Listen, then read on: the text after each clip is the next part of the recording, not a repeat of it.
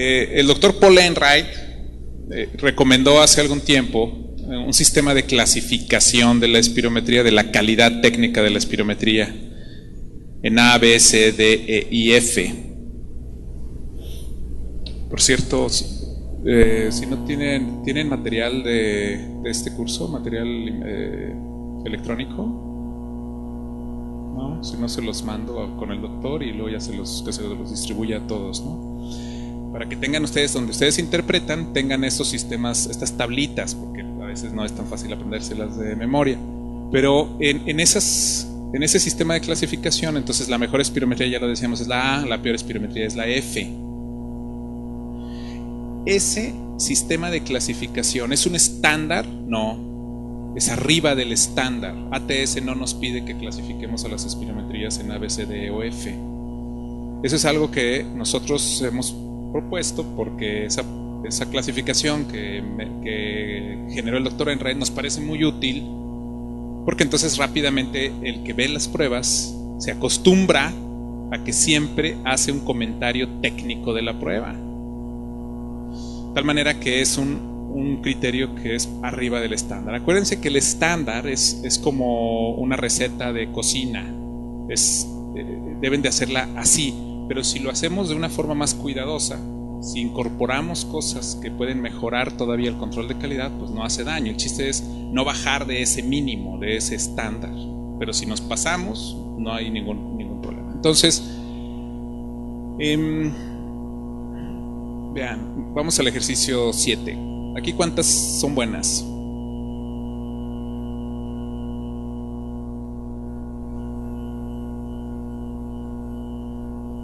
¿Usted qué diría?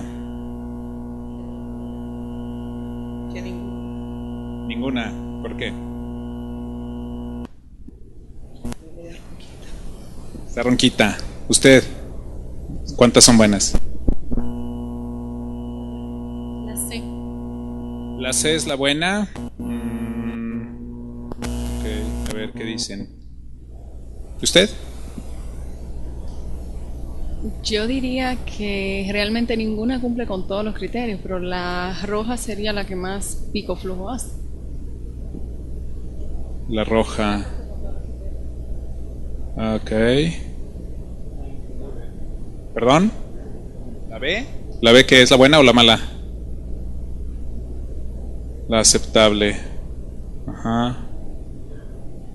Alguien dice que ninguna. ¿Se fijan? Entonces, ¿estamos estandarizados en este salón? No. Entonces, imagínense, cada quien la interpretaría diferente. Eso es lo que no queremos. O sea, lo que queremos justamente es que todo mundo estemos estandarizados y que veamos lo mismo. Los procesos de estandarización no son perfectos.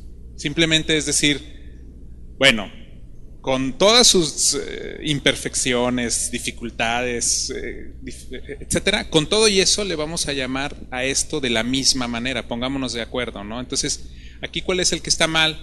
Claramente es el rojo, exactamente, el A. ¿Por qué está mal? No hace meseta. Exactamente, no hace meseta. Los otros dos, ¿hacen flujo pico? Sí, más o menos. Acuérdense que estamos hablando de tubos biológicos que tienen propiedades elásticas. O sea, estamos en un sistema que tiene una cierta reactancia. O sea, la pared del tubo reacciona a los flujos. De tal manera que no siempre vamos a ver el vértice así perfecto, ¿no? Pueden verse algunos picos, algunos flujos picos, digamos, no tan perfectos, pero es lo que yo les decía, desde un punto de vista subjetivo, cuando ustedes han visto muchos, pues subjetivamente podrían decir cuáles están bien y cuáles están mal. En realidad la curva roja no está mal por el flujo pico, está mal por la meseta. Entonces no nos preocupamos mucho por el flujo pico. ¿Qué pasa con la meseta? No la hizo. ¿Las otras dos hicieron meseta? Sí. ¿Duran 6 segundos las otras dos? Sí. ¿Hacen flujo pico? Sí. No el más hermoso del mundo, estoy de acuerdo, pero lo hacen. ¿Llegan a 0? Sí. ¿Y la roja? No hace meseta. ¿Por qué? ¿Qué pasó? Pudo haber ocluido el tubo.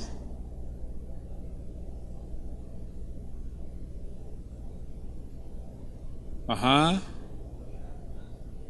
¿Inspiró antes? No. Acuérdense que la inspiración sucede de esta raya para abajo. La expiración sucede de la raya para arriba y la inspiración de la raya para abajo. Entonces aquí le dijimos al individuo, tome aire hondo. Y aquí le dijimos sople, ¿no? Y aquí va haciéndolo.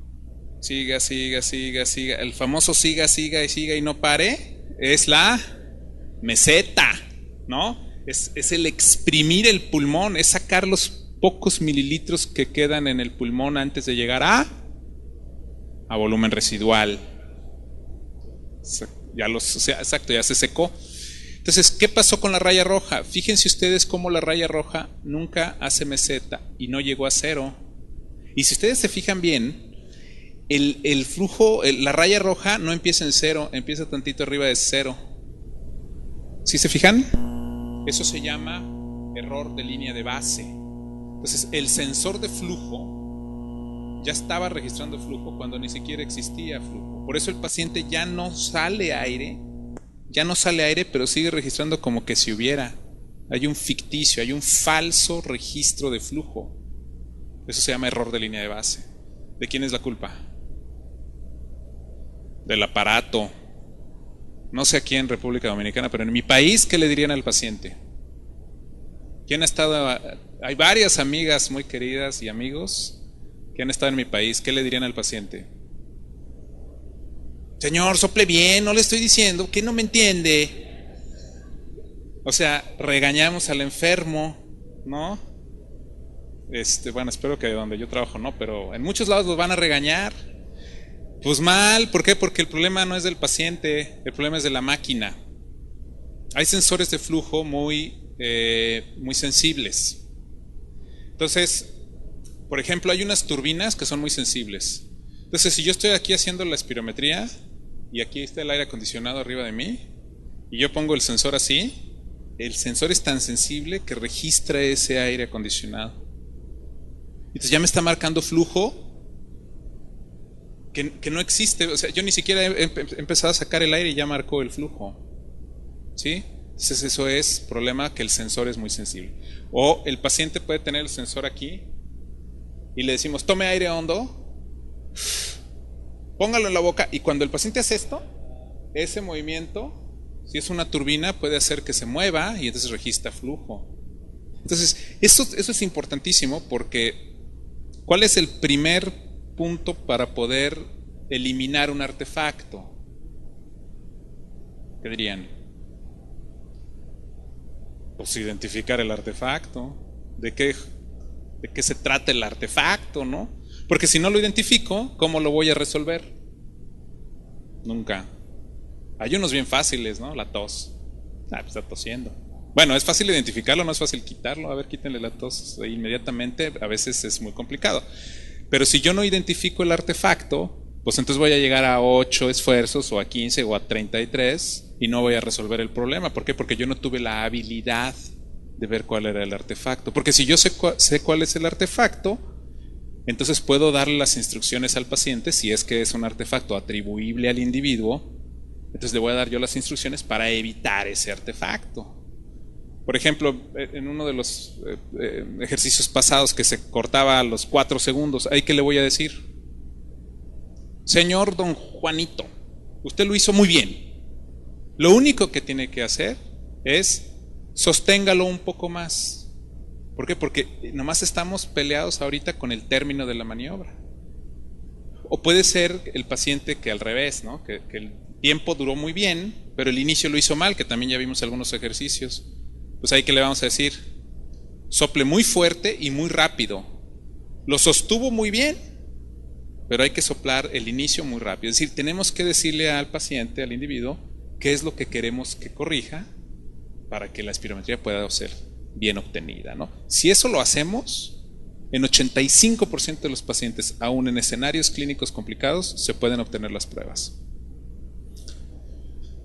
Entonces aquí está, ejercicio 7, 2 son buenos, las curvas B y C con meseta, La curva A no cumple el criterio de terminación. Curva A con artefacto por falsa línea de base.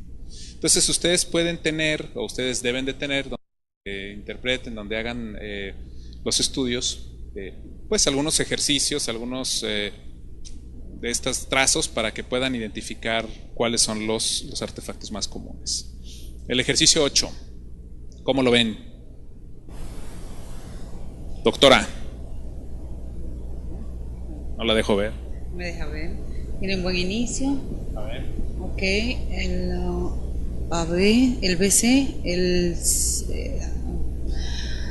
tiene meseta, pero al final el rojo no vuelve y tiene como otro inicio. Yo diría que el B y el C, pero no llegan, no cumplen los 6 segundos. O sea que termina antes. Bueno, wow, diría que es rojo, pero es que no, porque entonces el final vuelve y reinicia. Está difícil. ¿Ya ven? Sí, efectivamente. Entonces, ¿cuántos? Vean ustedes, el esfuerzo es rápido, asciende rápidamente, llega a flujo pico. Pues sí, nadie duda que hay un vértice, ¿cierto? Por supuesto que hay un vértice. Disminuye, aquí hay unas pequeñas oscilaciones que no hay que preocuparnos, llega a 0. La roja dura 6 segundos, las otras no duran 6 segundos. Entonces, ¿qué artefacto hay? ¿Tiene artefactos este trazo? ¿Qué artefacto es? No, acuérdense la tos, ¿cómo se veía la tos? Oscilaciones grandísimas. No, la tos no. Flemas, no, tampoco. Volvió a tomar aire. Ah, pero ¿cómo que volvió a tomar aire si dijimos que la tomada de aire era de la raya para abajo?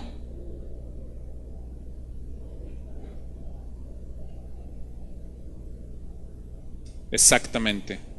Entonces, este paciente tomó aire por la nariz. Entonces, si yo veo esto, automáticamente le voy a decir al técnico, le voy a decir, no lo hiciste con el estándar, porque el estándar dice que tienes que ponerle un clip en la nariz. Te faltó ponerle el clip. Ay, ¿cómo supo? Ah, pues porque ahí tienes de piquito. ¿Sí? El estándar previo, el del 94 que fue actualizado en 95, decía que se podía o no poner un clip nasal. El estándar actual es todos con clip. El estándar del 94 decía que podía ser de pie o sentado. El estándar actual es todos sentados. Si lo hacen de pie, ¿qué pasa? Pues puede ser que no pase nada, pero lo están haciendo fuera del estándar. Y se trata de que todo sea realizado de manera estándar, de manera igual. ¿Cómo sabemos que inspiró por la nariz? Por este piquito, ¿sí lo alcanzan a ver? El paciente, si ya no había aire, entonces ¿de dónde volvió a sacar aire? Pues de algún lado salió ese aire. No lo metió por la boca, ¿por qué? Porque en la boca tiene el sensor de flujo. Si lo hubiera metido por la boca, yo lo estaría viendo acá abajo, ¿cierto? ¿Por dónde lo metió? ¿Por la nariz o por los ojos? ¿De acuerdo? Entonces el clip nasal es muy importante. Y eso lo vemos acá en la curva volumen-tiempo. ¿Cómo nos damos cuenta de eso? Con un escaloncito, como una escalerita. ¿De acuerdo? Eso es importante, porque si yo no me doy cuenta y yo digo, ay, nada, está bien chiquito. ¿Qué pasa con la FBC? La FBC me va a salir falsamente alta, grande. ¿Y el FEB1 cómo me va a salir? Igual. Me va a salir igual. Y entonces el cociente FEB1 FBC en la roja, ¿cómo me va a salir? Bajo. Y entonces yo le voy a decir, ¿qué cree? Señor, usted sostiene poco. Oiga, doctor, pero yo me eché un cigarro en la preparatoria. ¡Un cigarro! Por eso, don Juan, le estoy diciendo que tiene POC. Oiga, no, pero espéreme. ¿Sí me explicó? Porque somos expertos, no sé, en Dominicana, pero en mi país a todo mundo enfermamos de dos cosas: Si la placa se ve media fea, tuberculosis. Y si no, y no sabemos qué tiene, EPOC. Se acabó, ¿no? Oiga, pero pues es que no, ni me expuse a polvos, ni a humos, ni a nada, y ya me dice usted que tiene, pues, que tenga que usar Aspiriva por los siguientes 32 años.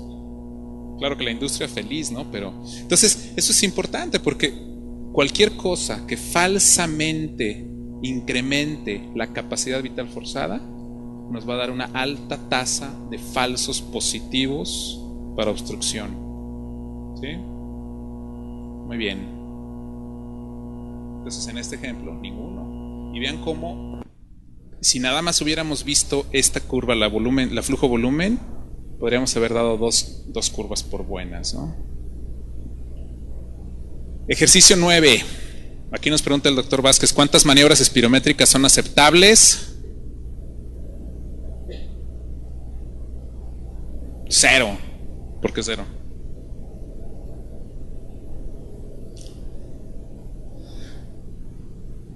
Bueno, este ejemplo lleva un poco de truco. Hay un buen inicio, hay flujo pico, un poco oscilante, pero hay flujo pico. Llegan a 6 segundos. ¿Sí? ¿Qué es esto? ¿Artefacto? No, no es artefacto. Estas rayas que se ven aquí son la continuación de estas rayas de acá. Entonces se acaba el papel. Sí, de veras. Bueno, se los digo porque parece una bobada, pero con mucha frecuencia dicen que está mal porque está artefactuada por esto. No, esto es que muchos equipos se acaba y entonces empiezan donde empezaba la curva, ¿no? Entonces esto no es un artefacto. Llega a 6 segundos. Entonces, ¿qué dice aquí? Anote los parámetros que deben cumplir repetibilidad. Entonces, asumiendo que los 3 son aceptables, entonces dice uno, bueno, ya tengo 3 aceptables. Entonces, ¿podemos evaluar la repetibilidad? Es decir, ¿qué tanto se parece uno con el otro? Pues sí. No podemos evaluar qué tanto se parece uno al otro, no podemos evaluar la repetibilidad si no hemos evaluado antes la aceptabilidad. De nada sirve ver si se parece uno al otro si ni siquiera son aceptables, ¿cierto? Entonces, la repetibilidad solamente debe ser analizada una vez que se han cumplido los criterios de aceptabilidad. ¿Y qué tanto se debe de parecer un esfuerzo con el otro? Pues lo más posible. ¿Cuánto? Pues 150 o menos. O sea, deben de diferir 150 o menos en capacidad vital y en FEV1. ¿De acuerdo? Antes era hasta 200, ahorita vamos en 150, tal vez después nos digan los estándares que en 100, pero bueno, ahorita el estándar dice 150. ¿Queda claro? Esos criterios de repetibilidad. ¿Alguna pregunta de los criterios de repetibilidad? Sí.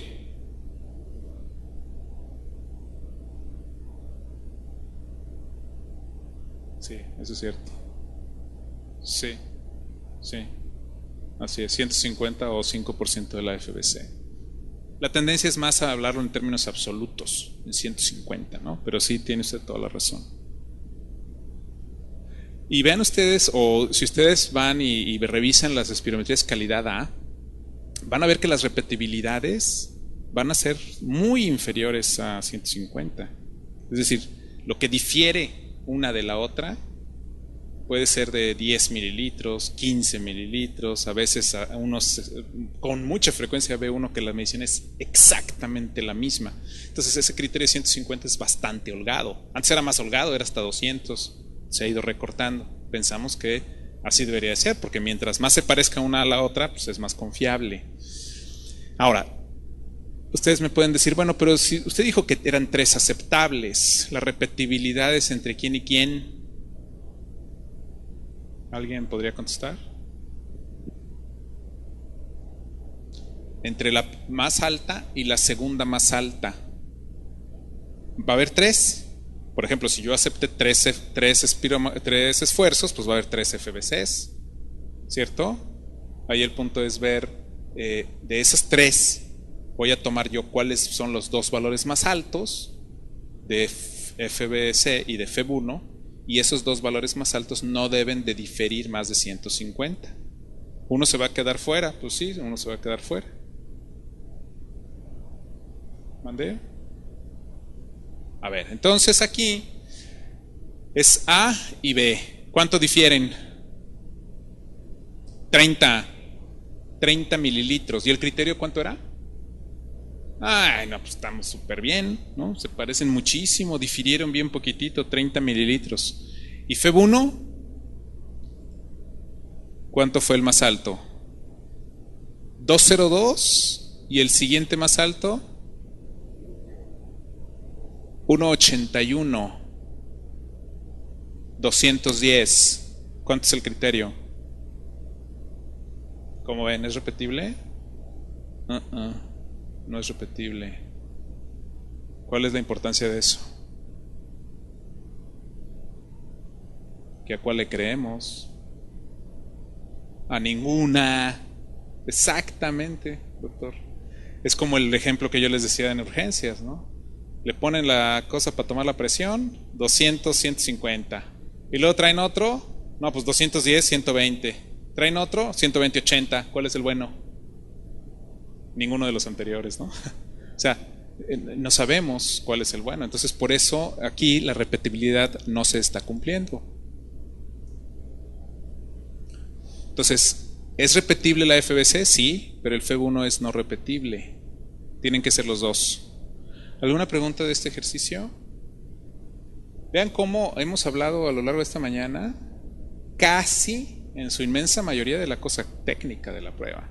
Porque la interpretación, ¿qué diríamos de la interpretación? Cualquiera la podría hacer. O sea, la interpretación es verdaderamente sencilla, la interpretación. El chiste es que la espirometría esté adecuadamente adquirida, que esté adecuadamente realizada. A ver, el ejercicio 10. Más adelante, o bueno, no me acuerdo si viene esa diapositiva, pero en algún lado está la diapositiva de que ¿quién puede ser un técnico? ¿Quién puede ser técnico de hacer pruebas de espirometría? ¿Eh? ¿Un terapista? ¿Quién puede ser un técnico? ¿Enfermeras? Cualquier persona que se entrene, eso es absolutamente correcto. Cualquier persona que se entrene, no hay un nivel educativo mínimo para hacer una espirometría. ¿Cuál es la gran limitante? En esa diapositiva del doctor Vázquez dice: manejo fluido de matemáticas. No, pues ahí ya 90% que nos quedamos afuera, ¿no? Y eso es porque el cálculo del porciento del predicho, pues es matemáticas de primaria. Fíjense ustedes, yo tengo un predicho, más bien, yo tengo un valor aquí en la raya, en la columna roja, yo tengo un valor obtenido, lo que sopla el individuo, ¿no? Es el valor actual. El valor real, también algunos aparatos dice real. Y tengo un predicho. El predicho también lo pueden ustedes ver como predicho, el esperado, valor esperado. ¿Perdón? Valor de referencia. Otros espirómetros, algunos con software español le ponen valores de consigna, ¿no? Como que es medio rara esa palabra, pero así viene también. Bueno, todos esos son sinónimos, o sea, son lo que debería de soplar un individuo, ¿no? Ese es el predicho. Entonces, ¿cómo voy a obtener yo el porcentaje del predicho? ¿Perdón? Exactamente, el actual entre el predicho por 100. Y ya, una regla de 3 básica, ¿no? Soplé 476 entre 478, que es lo que debería de haber soplado, y lo multiplico por 100, y entonces me va a decir aquí que es 99.6, 98.4, etcétera. ¿Sí? Pues está muy fácil. ¿Cómo se obtienen los valores porcentuales o el porcentaje del predicho? Pues así, comparando mi cantidad de aire contra lo que debería de haber soplado. Lo que debería de haber soplado, ¿de acuerdo a quién? Ah, pues ahí está el detalle, ¿no? si es Pérez Padilla en este ejemplo, si es Knudson, si es Quanger, si es Crapo, si es N. Haynes, en fin, la ecuación. Yo les recomendaría, casi todos los equipos actualmente tienen N. Haynes, N. Hannes, ¿no? Entonces, si no tienen otra mejor ecuación, utilicen esa. Bien, espero que les haya gustado todo lo que Luis Torres les informó en este programa. Sobre todo a los médicos colegas neumólogos que todos los días tienen que estar haciendo espirometría y evaluaciones desde el punto de vista de la función pulmonar a muchos pacientes. La semana que viene quizás tengamos otra participación de Luis Torres, dependiendo de cómo les haya caído esta que les hemos ofrecido. Así que hasta la semana que viene.